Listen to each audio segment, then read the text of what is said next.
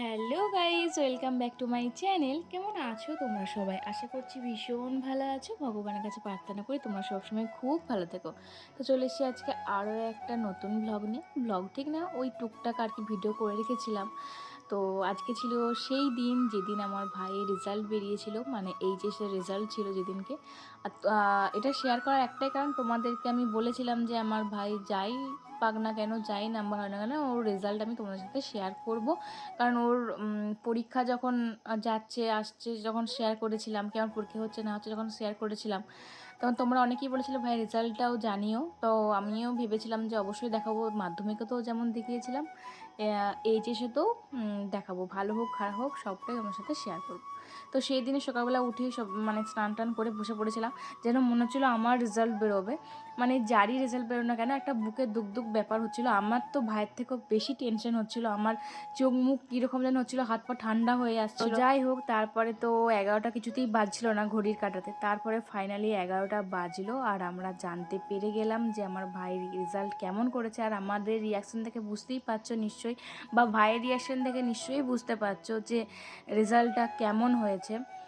আমাদের মনপ্রত রেজাল্ট হয়নি, মানে আমরা যেটা চেয়েছিলাম, মানে ভাই পরীক্ষা দিয়ে এসে যেটা বলছিল, ভাই যেটা এক্সপেক্ট করেছিল সেই রেজাল্ট ভাইয়ের হয়নি। তো সেজন্য আমাদেরও ভীষণই খারাপ লাগছিল যে ঠিকঠাক হলো না আর কি। অনেকটা আশা নিয়েছিলাম, ও যেহেতু যেটা কনফিডেন্স নিয়ে বলছিল যে এই রেজাল্ট করব, এইটা হবেই, আমার গ্যারেন্টি হবেই, ও বহুবার যোগ করেছে এই নিয়ে।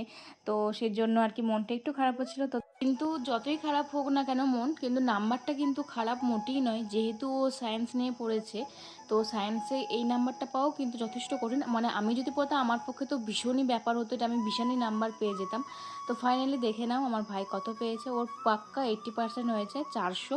তো সেই জন্য একটু মনটা খারাপ ছিল। 400, 5, 10 বা 15 ও যেটা এক্সপেক্ট করেছিল আর কি, যে 10-15 হবেই, বা 5-10 হলে খুশিটা হতাম আর কি। তো যাই হোক, যেটা হয়েছে সেটাই ঠিক আছে।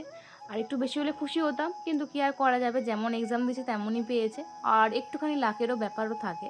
তো যাই হোক, সবাই তোকে ভীষণভাবে পরীক্ষা রেজাল্ট বেরোনোর আগে থেকেই ফোন করছিল কবে রেজাল্ট, কেমন হলো কি না। তো এখন তো ফোন এসেই যাবে। আর সবাই খুবই ভালো বলছিল, কারণ সেই সময় আমার বাবা চলে গেছিলো। তো বাবা চলে যাওয়ার মুহূর্তেও যে ও পড়াশোনা খুব একটা করতে পায়নি, একদমই করতে পায়নি, কারণ সারাক্ষণ ওইখানে কলকাতায় থাকতে হয়েছে ওকে। 1,000 years তারপরে ও later. ওই 1-2 মাস টাইম পেয়েছিল হাতে, তারপরে ও পড়াশোনাটা করে এইটা করেছে।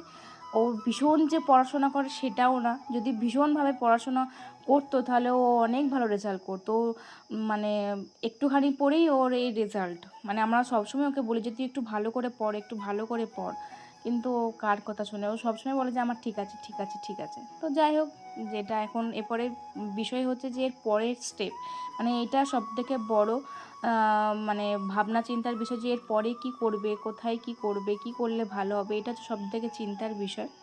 তো সবাই অনেক কিছু বলছে, আমার বাবারও একটা জিনিসের ইচ্ছা ছিল, কিন্তু ও ওই লাইনে একদম যেতে চাইছে না। তো জানি না কী হবে, সবটা তোমার সাথে পরে পরে শেয়ার করব কী করছে না করছে।